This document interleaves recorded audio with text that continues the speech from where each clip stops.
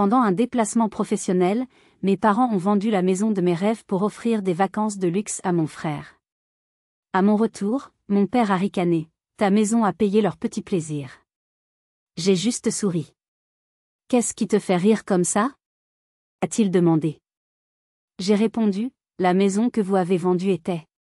Ma famille a vendu la maison de mes rêves pendant que j'étais en déplacement professionnel. Ils ont utilisé l'argent pour offrir des vacances de luxe à mon frère.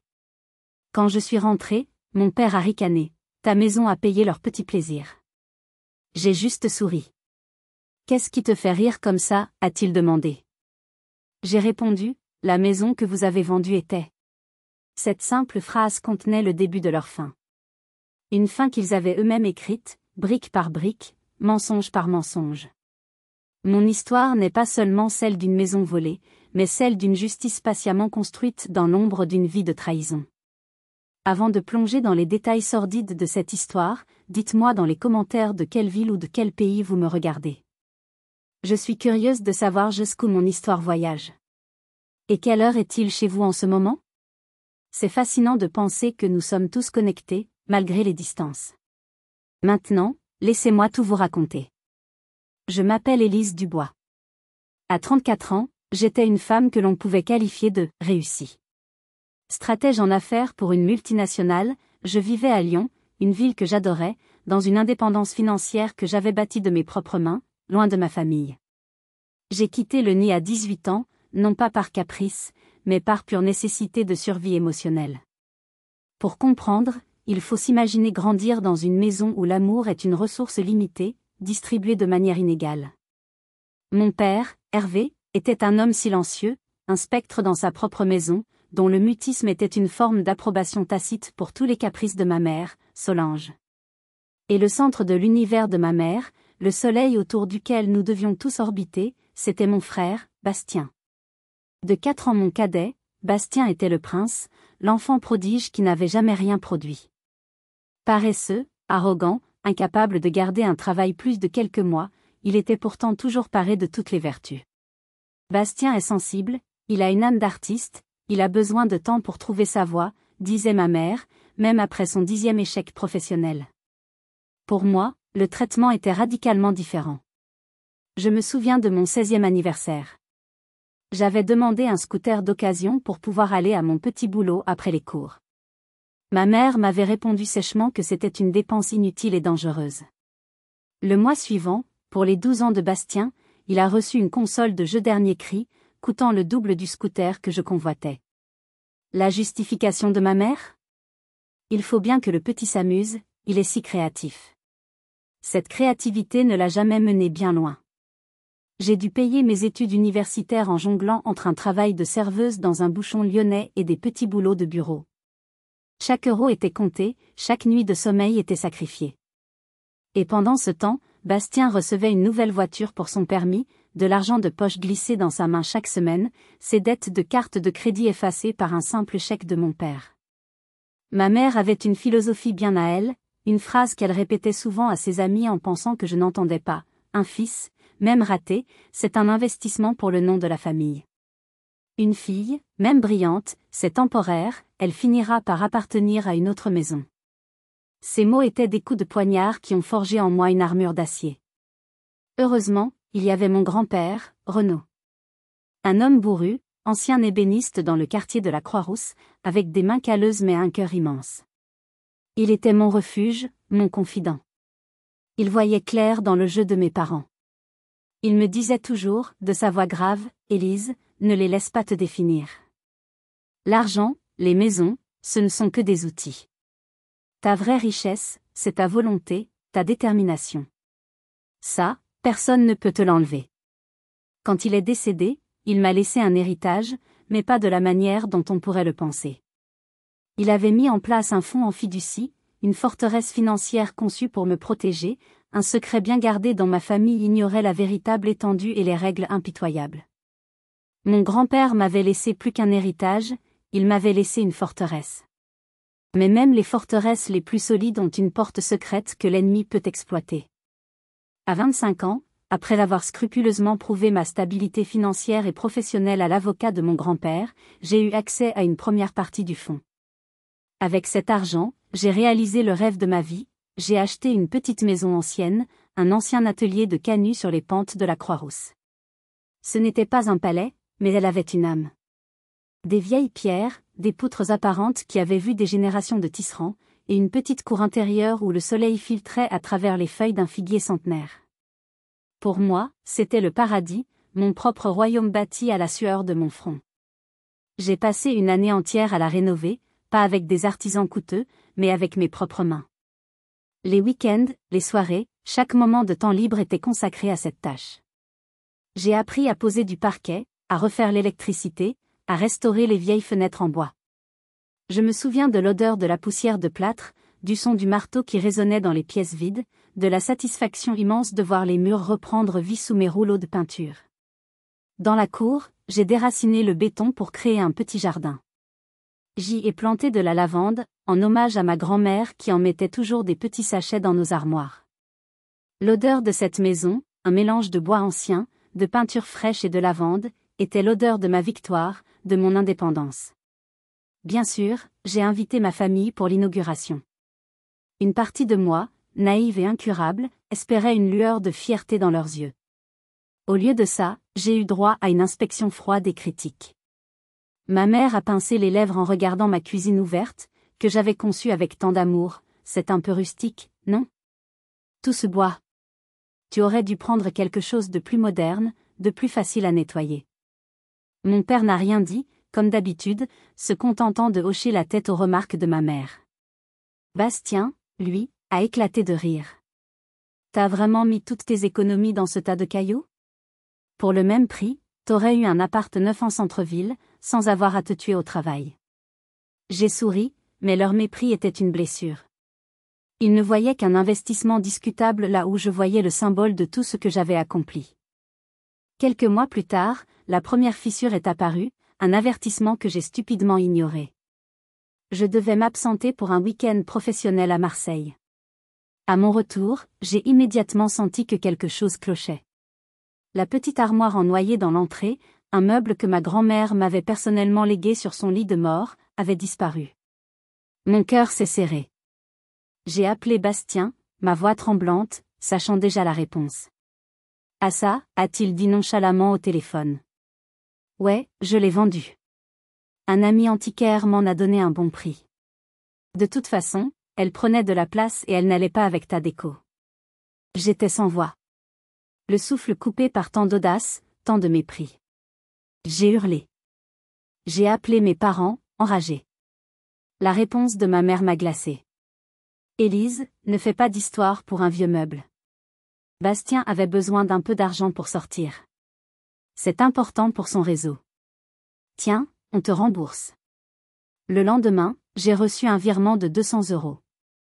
Pour un meuble de famille d'une valeur sentimentale inestimable.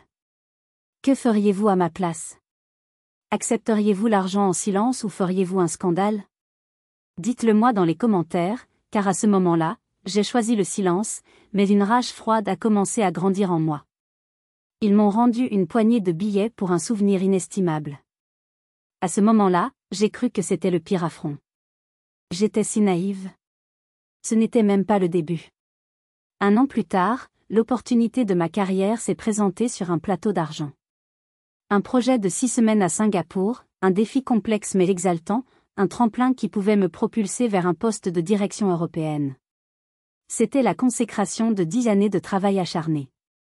J'étais euphorique, mais une angoisse sourde me serrait la gorge, ma maison, mon jardin de lavande qui commençait à peine à fleurir.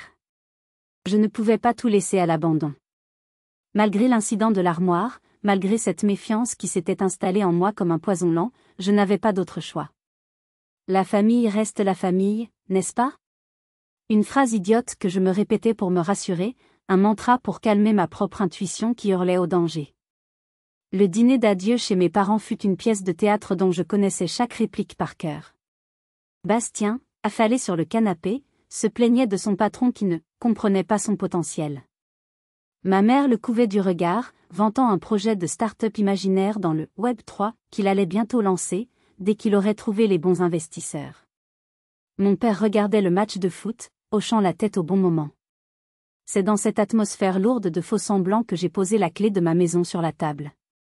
Elle a cliqueté sur le bois, un son minuscule mais lourd de conséquences.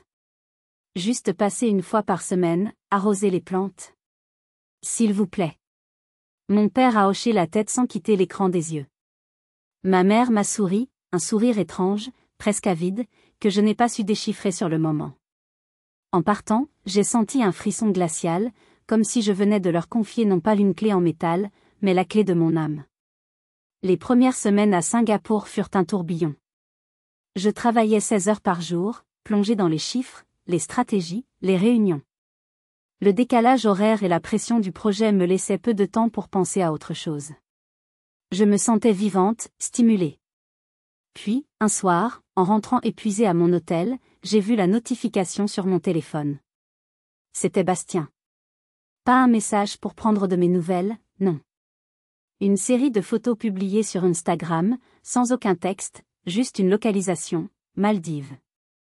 Les images m'ont frappé comme un coup de poing en pleine poitrine. Bastien, torse nu et souriant, sur une plage de sable blanc immaculé. Bastien dans une piscine à débordement privé, avec vue sur un lagon turquoise. Bastien et une jeune femme blonde que je n'avais jamais vue, trinquant avec des cocktails colorés dans un bungalow de luxe sur pilotis. La légende disait, la vie est dure. Il faut bien décompresser. Décompresser de quoi? De son chômage chronique? Mon sang s'est glacé. D'où venait cet argent? J'ai immédiatement appelé ma mère. Sa voix était fuyante, presque agacée. Oh, tu sais, une opportunité. Un ami l'a invité. Il a besoin de se détendre, le pauvre, il est si stressé. Elle a coupé court à la conversation, prétextant un rendez-vous. Mon père n'a pas répondu. L'angoisse montait, se transformant en une certitude glaciale. Quelque chose n'allait pas. J'ai scruté les photos, cherchant un indice. Puis j'ai zoomé sur l'une d'elles, celle où la jeune femme blonde souriait à côté de mon frère. Autour de son cou, un fin collier en or avec un petit pendentif en saphir. Mon collier. Le cadeau de mon grand-père pour mes 18 ans. Un bijou que je gardais précieusement dans ma boîte à bijoux, dans le tiroir de ma commode, dans ma chambre, dans ma maison. J'ai senti le sol se dérober sous mes pieds. La nausée m'a envahi. Ils n'avaient pas seulement pris ma clé. Ils étaient entrés dans mon intimité la plus profonde, avaient fouillé mes affaires, volé mes souvenirs les plus chers pour les afficher comme des trophées. J'étais en train de composer un message furieux à Bastien, les doigts tremblants de rage, quand une autre notification est apparue sur mon écran. Un email. L'objet, votre demande de prêt a été approuvée. Je l'ai ouvert, le cœur battant à tout rompre. Une société de crédit en ligne, du genre de celles qui prêtent facilement avec des taux d'intérêt exorbitants et des méthodes de recouvrement douteuses, me félicitait pour mon prêt de 20 000 €, qui venait d'être viré sur un compte que je ne reconnaissais pas. J'ai appelé la société, ma voix était un filet. L'opérateur a confirmé, la demande avait été faite en ligne avec une copie de ma carte d'identité et de mes 3 dernières fiches de paie. Des documents que je gardais dans un classeur, dans le tiroir de mon bureau. À la maison. Un froid mortel m'a envahi. Ce n'était pas un simple vol, ce n'était pas une simple vente. C'était une destruction planifiée, méthodique.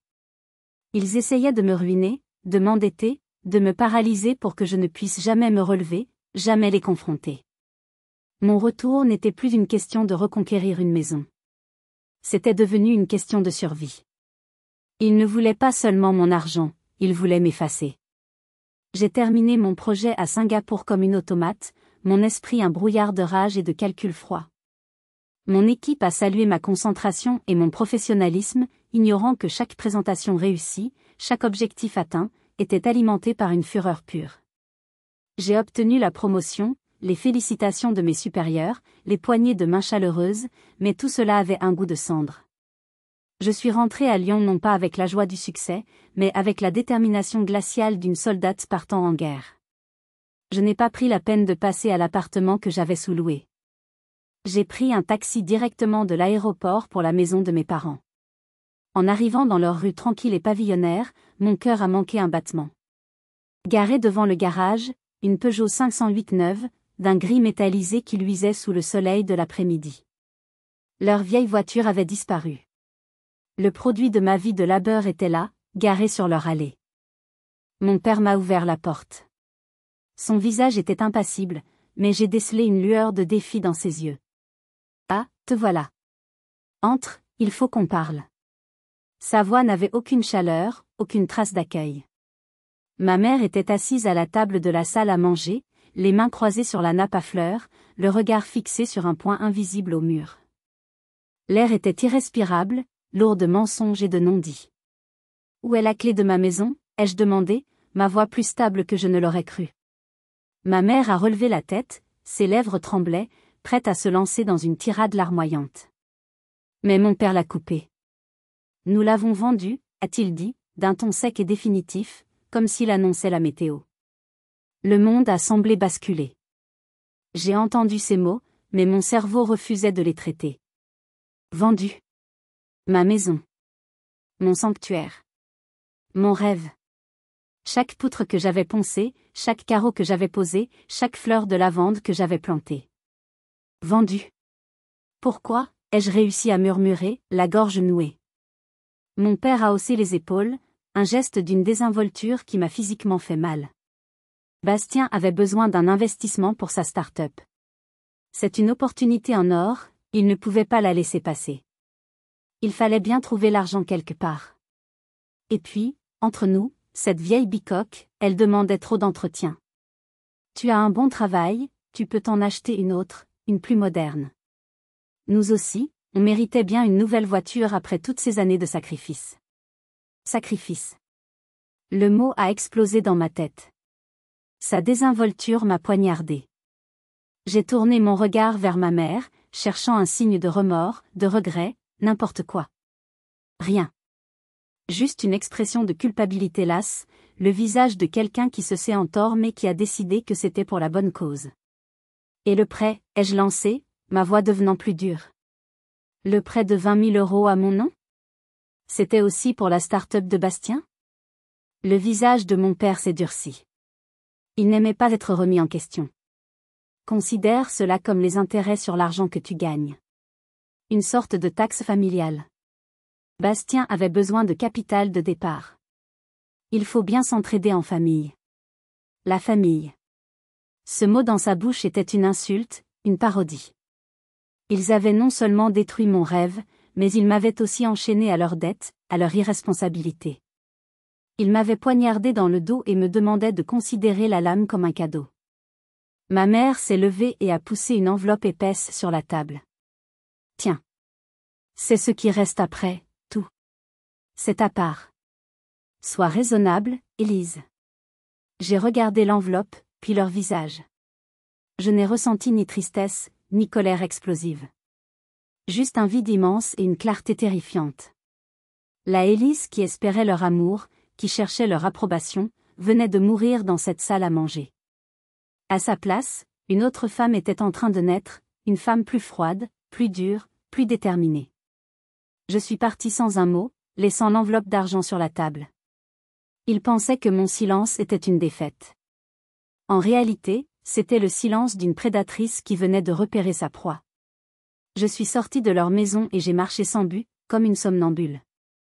Le bruit de la rue, les passants, les voitures, tout me parvenait comme à travers une épaisse couche de coton. Le choc initial avait laissé place à un froid polaire, une sorte de détachement lucide et terrifiant.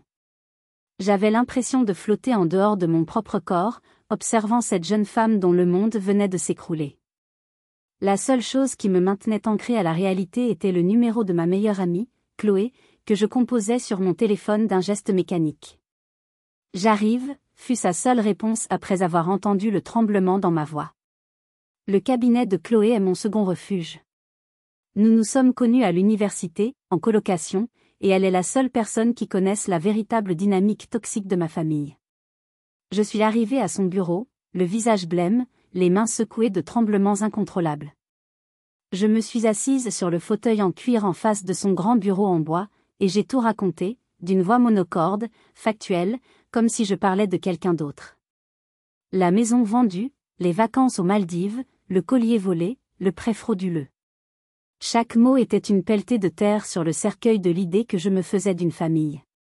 Chloé a écouté sans m'interrompre, son visage passant de l'incompréhension à la compassion, puis à une fureur contenue. Ses doigts se crispaient sur le stylo qu'elle tenait.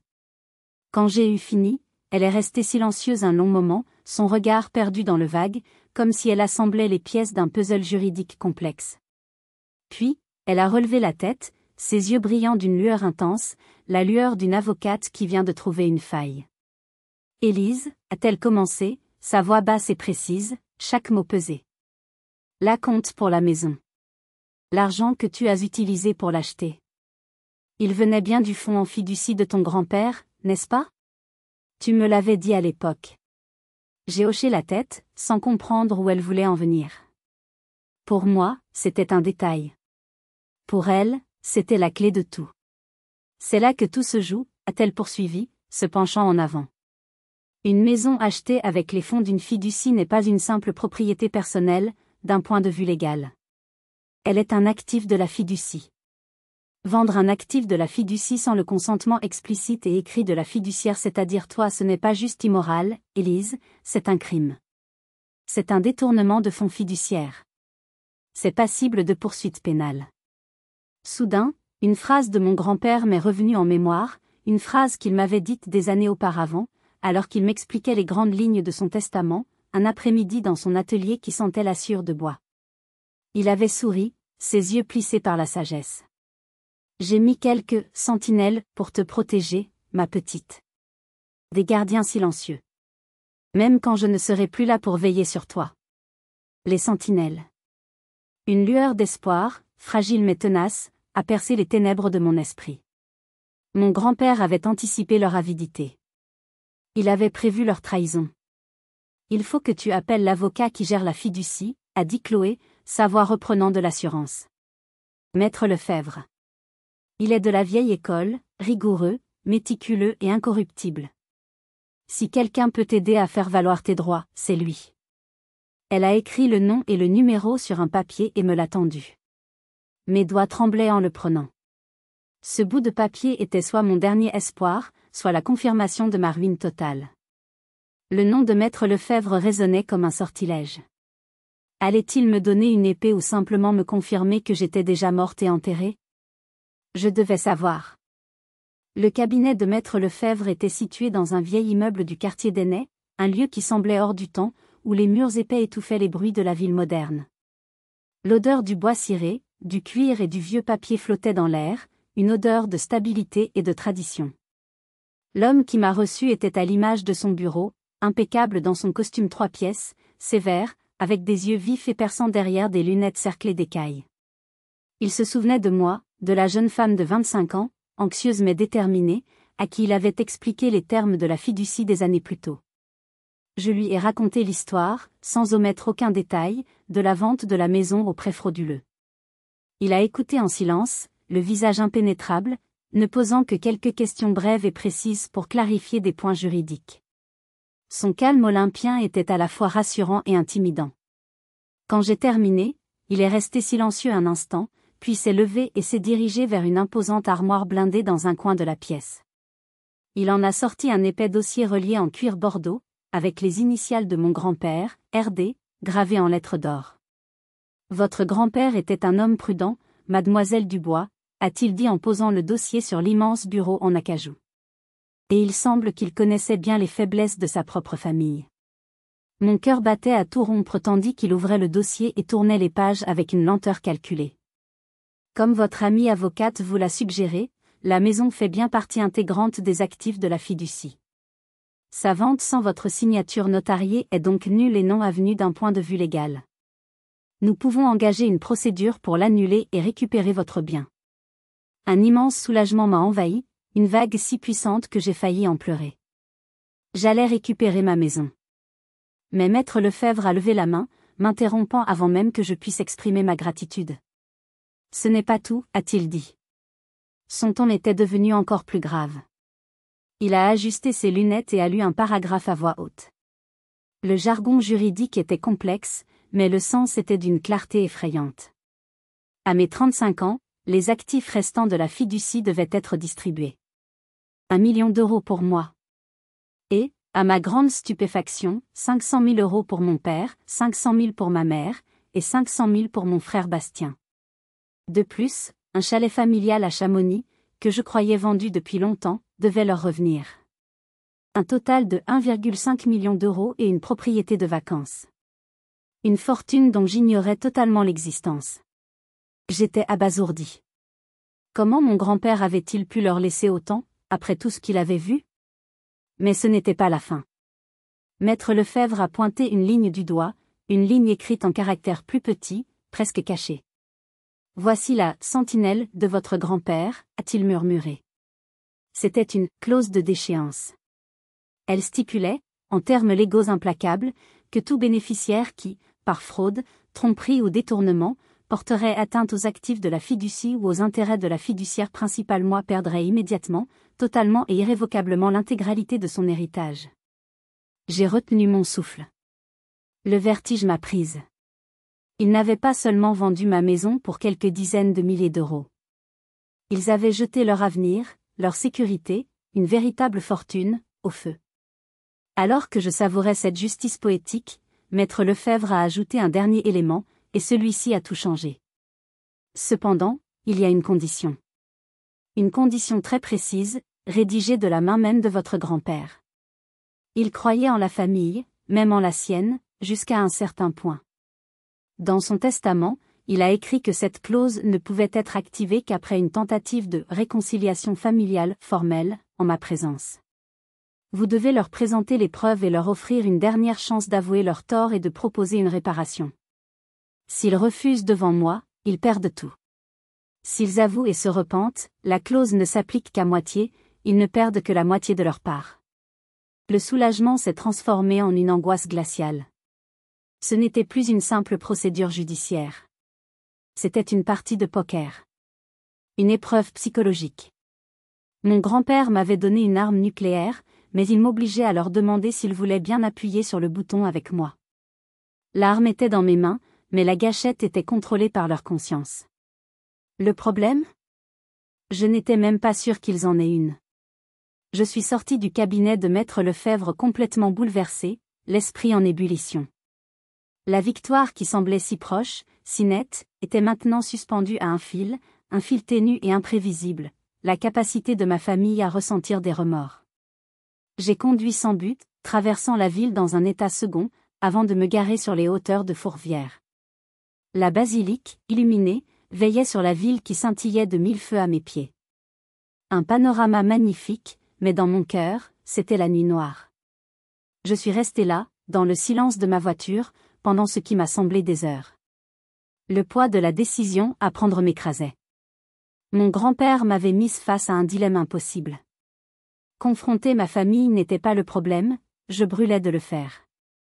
Mais leur offrir une porte de sortie, une chance de s'en tirer à moitié prix après tout ce qu'ils avaient fait, cela me paraissait une injustice suprême. J'ai sorti de mon portefeuille la vieille photo de mon grand-père, cornée et usée par le temps. Il souriait, ses yeux pétillants de malice. Je l'ai posée sur le tableau de bord et j'ai fondu en larmes. Pas des larmes de tristesse, mais des larmes de rage, de frustration et d'une immense fatigue. Grand-père, pourquoi, ai-je chuchoté dans l'habitacle vide? Pourquoi m'imposer ça? Tu savais ce qu'ils étaient. Tu savais de quoi ils étaient capables. Je ne veux pas les affronter pour leur donner une chance de s'en sortir. Je veux juste que justice soit faite. Je ne veux pas être celle qui détruit ce qui reste de la famille, mais je ne peux pas les laisser gagner. Dis-moi ce que je dois faire. Évidemment, il n'y a pas eu de réponse. Juste le silence et les lumières de la ville qui semblaient se moquer de ma solitude. Je me sentais incroyablement seule, écrasée par le poids de cette responsabilité. Une partie de moi voulait tout abandonner, prendre l'argent de l'enveloppe qu'il m'avait laissée et disparaître, loin de cette toxicité, loin de cet héritage empoisonné. Mais une autre partie, la partie que mon grand-père avait forgée en moi, refusait de céder, refusait de fuir. Lentement, très lentement, la douleur s'est transformée en une résolution froide comme l'acier. Il ne s'agissait plus de vengeance. Il s'agissait d'honneur. D'honorer la confiance de mon grand-père et de me défendre jusqu'au bout. Je devais jouer le jeu, selon ses règles. C'est à ce moment précis, comme un signe du destin, que mon téléphone a vibré. L'afficheur indiquait « Maman ». Mon premier réflexe a été de rejeter l'appel, de jeter le téléphone par la fenêtre. Mais une intuition, une curiosité malsaine, m'a fait répondre. Sa voix à l'autre bout du fil était méconnaissable. Cassée, remplie de sanglots théâtraux. « Élise, ma chérie. Je n'arrive pas à dormir. Je suis tellement désolée. » J'ai gardé le silence, mon corps entier tendu par la méfiance. « C'est de ma faute », a-t-elle continué, sa voix montant dans les aigus. « Ton père et Bastien, ils m'ont complètement manipulée. Ils m'ont forcée. Je ne voulais pas, je te le jure sur ce que j'ai de plus cher. J'ai essayé de les arrêter, mais ils ne m'ont pas écouté. Je suis tellement malheureuse, je n'en dors plus la nuit. » Ces paroles étaient un venin sucré, une performance digne d'une grande actrice. Chaque mot était conçu pour jouer sur ma corde sensible, sur le désir qu'a chaque enfant d'être aimé et compris par sa mère. « Élise, je veux t'aider », a-t-elle sangloté. « Je veux réparer mes erreurs. Je peux récupérer les papiers de la vente dans le bureau de ton père. Les preuves dont tu as besoin. Je le ferai pour toi, pour me faire pardonner. On peut se voir ? S'il te plaît. Juste toi et moi, pour parler. » Une alarme stridente a retenti dans ma tête. C'était trop facile, trop rapide, trop parfait. C'était un piège. Elle ne cherchait pas le pardon, elle cherchait des informations. Elle voulait savoir ce que je savais, ce que je projetais de faire. Et pourtant, une infime partie de moi, la petite fille qui sommeillait encore au fond de mon cœur meurtri, voulait y croire. Elle m'a donné rendez-vous dans un petit café le lendemain. Au fond de moi, je savais que c'était un piège. Mais parfois, pour attraper un serpent, il faut entrer dans son nid. Si vous êtes arrivé jusqu'ici, laissez un commentaire pour nous dire ce que vous auriez fait à la place d'OP. Vous pouvez aussi écrire simplement le chiffre 1 pour montrer que vous suivez encore. Et dites-nous, vous regardez cette histoire depuis quelle région ou quel pays? Le lendemain, je suis arrivée au café avec une stratégie claire et un cœur de glace. Je n'étais plus la victime éplorée de la veille, j'étais une actrice sur le point d'entrer en scène pour le rôle de sa vie. J'ai choisi une table dans un coin, bien en vue mais avec une certaine intimité, le genre d'endroit où l'on peut avoir une conversation sérieuse. J'ai posé mon téléphone sur la table, à côté de ma tasse de café, l'écran tourné vers le bas. Une habitude anodine pour la plupart des gens, un geste stratégique pour moi. Quand ma mère est arrivée, elle avait le visage d'une sainte martyre. Cerne sous les yeux, un mouchoir froissé à la main, elle avait l'air d'avoir vieilli de 10 ans. Une performance remarquable. Elle s'est assise et a immédiatement saisi ma main posée sur la table. Ses mains étaient froides et moites. « Merci d'être venue, ma chérie », a-t-elle murmuré, les larmes déjà au bord des yeux. Ça me touche tellement. J'ai joué le jeu. J'ai affiché une expression de tristesse et de confusion, le masque parfait de la fille blessée qui cherche des réponses. « Maman, je ne comprends pas. Comment avez-vous pu me faire ça ? Ma maison. » C'était le signal qu'elle attendait. Elle s'est lancée dans un long monologue, un chef-d'œuvre de manipulation psychologique. Elle a accusé mon père d'être un tyran domestique qui l'avait menacé, Bastien d'être un jeune homme influençable qui s'était laissé entraîner. Elle s'est décrite comme une victime impuissante, prise entre deux feux, le cœur brisé par ce dilemme. Pendant qu'elle parlait, sa main tapotait nerveusement son sac. C'est à ce moment que, discrètement, alors que je feignais de prendre une gorgée de café, mon pouce a glissé sur l'écran de mon téléphone et a appuyé sur le bouton rouge de l'enregistreur vocal. Un geste instinctif, une mesure de précaution née de 20 ans de mensonges et de trahison. « J'ai réussi à prendre ça pour toi », a-t-elle dit en sortant une liasse de papier de son sac, comme une conspiratrice. C'étaient des copies de certains documents de la vente, mais je pouvais voir d'un seul coup d'œil qu'il manquait les plus compromettants, comme le faux acte notarié et l'accord de l'agence immobilière. C'était un appât, une preuve de sa « bonne foi ». C'est tout ce que j'ai pu trouver sans me faire surprendre, a-t-elle menti sans ciller. Mais Élise, dis-moi la vérité, qu'est-ce que tu comptes faire ? As-tu parlé à un avocat ? Il nous menace ? La question était là. Le véritable but de ce rendez-vous. Sonder le terrain. Évaluer la menace.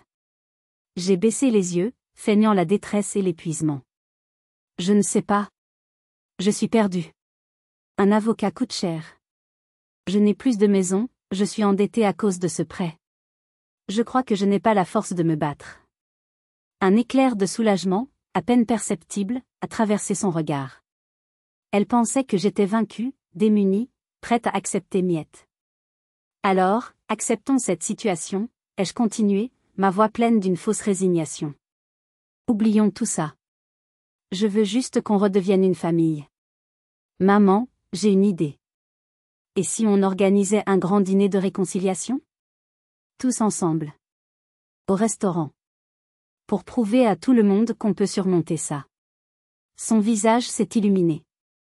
Un dîner public où elle pourrait jouer le rôle de la mère aimante qui a ramené sa fille égarée dans le droit chemin. Un triomphe social pour elle. C'était parfait. Oh oui, ma chérie. C'est une idée merveilleuse. Une idée si mature, s'est-elle exclamée, sa voix retrouvant soudain toute son assurance. Je lui ai souri, un sourire triste en apparence, mais qui cachait une détermination de fer. Le piège était en place. Elle pensait m'attirer dans le sien, sans savoir qu'elle venait de marcher droit dans le mien. J'avais son aveu enregistré, j'avais son accord pour la réconciliation officielle. J'avais tout ce dont Maître Lefebvre avait besoin. Les invitations étaient envoyées. Le restaurant était réservé. Le piège était tendu. La seule question était, qui était le chasseur, et qui était la proie?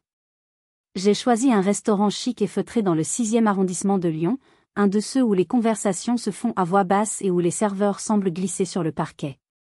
L'ironie de choisir un lieu si raffiné pour un règlement de compte si sordide était délicieuse.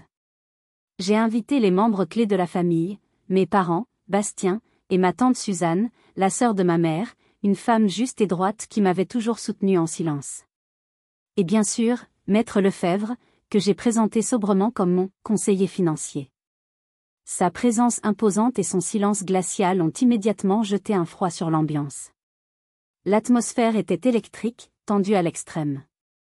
Mes parents et Bastien affichaient des sourires forcés, convaincus d'assister à ma capitulation publique. Bastien, arrogant comme jamais, m'a même donné une tape condescendante dans le dos en arrivant. C'est bien, sœurette. T'as enfin compris que la famille, c'est le plus important. Pas la peine de faire des vagues pour quelques briques. Nous avons commandé, la conversation était creuse, artificielle, un ballet de banalité sur la météo et les dernières nouvelles. J'ai laissé le silence s'installer entre les plats, savourant leur malaise grandissant. Ma main tremblait légèrement sous la table, cachée par la nappe blanche. Je devais prendre une grande inspiration pour garder ma voix stable. Ce n'était pas de la peur, c'était l'adrénaline pure avant la bataille finale. Une fois les plats principaux servis, Maître Lefebvre a posé sa serviette à côté de son assiette et a pris la parole, sa voix grave coupant court au murmure. Si vous le permettez, Élise m'a demandé de superviser cette réconciliation. Conformément aux dernières volontés de son grand-père, Renaud Dubois, qui tenait à la préservation des liens familiaux. Mon père et Bastien ont échangé un regard agacé. Ma mère a affiché une expression de sainte patience, comme si elle endurait un caprice de ma part. J'ai sorti de mon sac une série de pochettes plastiques, contenant chacune une preuve. Avant de parler de pardon, parlons des faits. Calmement, méthodiquement, j'ai exposé les preuves une par une, les posant au centre de la table. La copie de l'acte de vente avec ma signature grossièrement imitée. Le rapport de l'agent immobilier confirmant le rôle actif de Bastien et ses mensonges. Et enfin, le relevé bancaire du prêt frauduleux de 20 000 €, avec le numéro du compte destinataire, un compte ouvert par Bastien. Puis, je me suis tourné vers eux, mon regard passant de l'un à l'autre, scrutant chaque réaction. Le testament de grand-père est très clair. Il vous offre une porte de sortie, une dernière chance. Admettez votre faute, ici et maintenant, devant Maître Lefebvre. Proposez une réparation intégrale pour les dommages que vous avez causés. Si vous le faites, vous conserverez la moitié de votre héritage. C'est votre unique et dernière chance. Un silence glacial est tombé, si profond que l'on pouvait entendre le tintement des couverts des tables voisines. Puis, Bastien a éclaté d'un rire méprisant, un rire nerveux et trop fort. T'es pathétique, Élise. Tu crois nous faire peur avec tes photocopies? Tu n'as aucune preuve originale. Tu bluffes. Mon père a renchéri, le visage rouge de colère. C'est du chantage. Comment oses-tu nous humilier comme ça devant tout le monde? Après tout ce qu'on a fait pour toi. C'est alors que ma mère a joué sa dernière carte, sa performance finale. Elle s'est tournée vers Maître Lefebvre, les larmes coulant sur ses joues, sa voix brisée par une fausse émotion. Maître, je vous en supplie, ne l'écoutez pas. Ma fille invente tout. Elle a toujours été jalouse de son frère, possessive, instable. C'est elle, la manipulatrice. Elle essaie de nous détruire. Ce fut le coup de grâce. La trahison ultime. Mais c'était celle que j'attendais. J'ai regardé ma mère droit dans les yeux, sans haine, juste avec une immense et froide pitié. J'espérais que tu ne dirais pas ça, maman. Vraiment. J'ai pris mon téléphone. J'ai appuyé sur « Play ». La voix de ma mère, claire et nette, a empli le silence du restaurant. Sa voix du café, avouant tout. La manipulation, la complicité, les mensonges, les menaces de son mari, le besoin d'argent de son fils. Tout y était. Le visage de ma mère s'est décomposé. Elle est devenue livide. La couleur a quitté ses joues, la laissant avec un masque de cire. Bastien était bouche bée, son arrogance s'étant évaporée. Mon père regardait fixement la nappe, comme s'il espérait qu'un trou s'ouvre sous lui. Maître Lefebvre a hoché la tête, son expression grave et solennelle. Il a regardé ma mère. Madame Dubois, considérez-vous ceci comme un refus de l'offre de réconciliation? Elle n'a pu que hocher la tête, incapable de parler, un son rauque sortant de sa gorge. Le refus est noté, a dit l'avocat, sa voix résonnant comme un verdict de tribunal. La clause de déchéance est donc activée. Le mot « activé » a flotté dans l'air, lourd, dense et définitif comme une pierre tombale. Un bruit sourd a retenti. Mon père venait de s'effondrer sur sa chaise, le souffle court, sa main agrippant sa poitrine. Ma mère a poussé un cri étranglé, un son inhumain de pure détresse, qui a fait se retourner toutes les têtes dans le restaurant. Bastien, pour la première fois de sa vie, semblait complètement perdu, son arrogance habituelle remplacée par une incrédulité paniquée, ses yeux passant de moi à l'avocat, comme un animal pris au piège. Tante Suzanne m'a regardé, non pas avec reproche, mais avec une profonde tristesse, et a posé une main réconfortante sur mon bras. La fin du dîner fut chaotique et misérable. J'ai réglé l'addition pendant que ma tante aidait mon père, qui semblait avoir du mal à respirer. Ma mère pleurait de façon incontrôlable. Bastien restait figé, muet. J'ai quitté le restaurant sans un regard en arrière, accompagné de Maître Lefebvre. La guerre était finie. La reconstruction, ou plutôt la démolition, pouvait commencer. La suite fut un tourbillon juridique et administratif, mené avec une efficacité redoutable par Maître Lefebvre. La clause de déchéance était en béton armé, irrévocable. Les 1,5 million d'euros et le chalet de Chamonix qui devaient leur revenir ont été officiellement et légalement réintégrés dans la fiducie, sous mon contrôle exclusif. Ce fut la première conséquence, silencieuse mais dévastatrice. Parallèlement, les actions en justice que j'avais initiées ont suivi leur cours, maintenant renforcées par les aveux enregistrés et le témoignage de Maître Lefebvre. La vente de ma maison a été annulée pour fraude. Les acheteurs, un couple de retraités de bonne foi qui avaient été trompés, ont été intégralement remboursés par les fonds saisis sur les comptes de mes parents, avant même qu'ils ne puissent y toucher. Le prêt frauduleux de 20 000 euros a été annulé, et la société de crédit, furieuse de s'être fait berner, a engagé ses propres poursuites contre mon père et Bastien. Les conséquences pénales pour eux ont été dévastatrices. Accusés de faux, d'usage de faux, d'escroquerie et d'usurpation d'identité, ils ont évité la prison de justesse grâce à un casier judiciaire vierge, mais ont été condamnés à une lourde peine de probation et à des amendes colossales. Pour payer ces amendes et les frais de justice, ils ont dû faire ce que je n'aurais jamais cru possible, ils ont dû vendre leur propre maison. La maison de mon enfance, celle où j'avais grandi, celle qui était remplie de tant de souvenirs, bons et mauvais, a été mise sur le marché. Ils ont dû quitter leur quartier respectable, leur vie confortable, pour un petit appartement de location en banlieue, un lieu anonyme et sans charme. Leur statut social, si important aux yeux de ma mère, s'est évaporé du jour au lendemain. Les amis se sont fait rares, la honte s'est installée. Bastien a été le plus durement touché. Sans le filet de sécurité financier de ses parents, endetté jusqu'au cou et avec un casier judiciaire qui lui fermait la plupart des portes, il a dû affronter la réalité pour la première fois de sa vie. Je l'ai croisé une fois, par hasard, quelques mois plus tard. Il portait un uniforme de livreur de repas, le dos voûté par la fatigue, le regard vide. Nos yeux se sont croisés une seconde à travers la vitre d'un café. J'y ai vu non pas de la haine, mais une sorte de résignation misérable et pathétique. Je n'ai ressenti ni pitié, ni satisfaction. Juste un vide immense. Quelques mois plus tard, une fois toutes les procédures terminées, j'ai reçu un appel de l'agence immobilière. Les clés de ma maison m'attendaient. J'ai poussé la porte, l'odeur familière de lavande et de bois m'a accueilli. Tout était comme avant, mais rien n'était plus pareil. Chaque pièce était hantée par le fantôme de leur trahison. J'avais gagné. J'avais récupéré mon bien, j'avais obtenu justice, j'avais triomphé. Mais en me tenant là, seule, au milieu de mon salon silencieux, je ne me sentais pas comme une gagnante. Je me sentais comme la seule survivante sur un champ de bataille où tout le monde avait perdu. J'avais gagné la guerre, mais le champ de bataille était ma propre vie. Il était temps de décider quoi faire des trésors de guerre. Les semaines qui ont suivi mon retour dans ma maison ont été étranges, presque irréelles. J'ai passé des jours à nettoyer, à ranger, à essayer de chasser les ombres, à effacer l'empreinte de leur passage. J'ai changé les serrures, purifié l'air avec de la sauge, mais le sentiment de vide persistait. La maison était redevenue mienne, mais elle avait perdu son innocence, son statut de sanctuaire.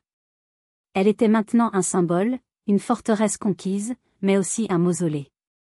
L'argent, cette somme colossale qui dormait désormais sur les comptes de la fiducie sous mon contrôle, me semblait sale, empoisonnée par l'avidité et le mensonge. Le garder pour moi, m'acheter une vie de luxe, aurait été comme valider leur idée que tout n'était qu'une question d'argent. Cela aurait fait de moi une version d'eux, et c'était la dernière chose que je voulais.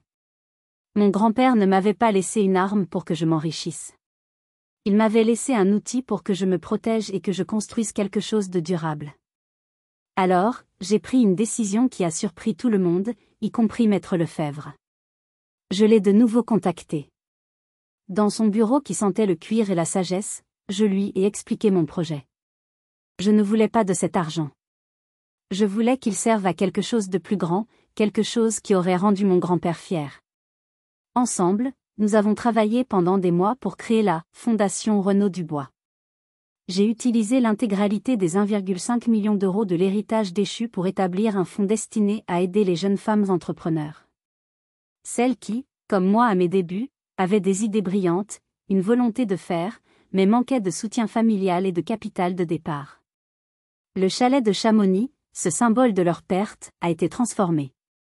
Il est devenu un lieu de résidence et de mentorat, où les lauréates de la Fondation pouvaient venir se ressourcer, travailler sur leurs projets et créer un réseau de sororité et d'entraide.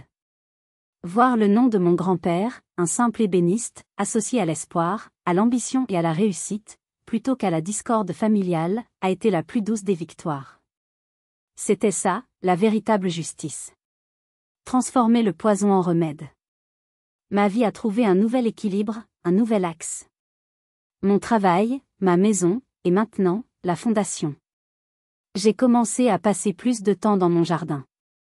En arrachant les mauvaises herbes, en taillant les branches mortes de la lavande, en nourrissant la terre, j'avais l'impression de prendre soin de ma propre âme, de penser mes propres blessures. Lentement, les fleurs ont commencé à réapparaître, plus belles, plus denses et plus parfumées qu'avant. Je n'ai plus jamais eu de contact direct avec mes parents ou mon frère. Parfois, tante Suzanne me donne de leurs nouvelles, des nouvelles grises et sans relief. Ils vivent leur vie, une vie diminuée, une vie qu'ils ont eux-mêmes choisie ce jour-là, au restaurant, en refusant la main tendue. Je ne leur souhaite aucun mal. Je ne leur souhaite rien du tout. Ils sont sortis de mon monde, et j'ai trouvé la paix dans leur absence. Mon histoire est un rappel brutal que la trahison la plus douloureuse vient souvent de ceux qui devraient nous protéger. Mais c'est aussi une preuve que même dans les ténèbres les plus profondes, on peut trouver la force de se reconstruire, de se réinventer. La justice n'est pas toujours facile, elle demande du courage, de la stratégie, et parfois, de faire des choix qui nous brisent le cœur.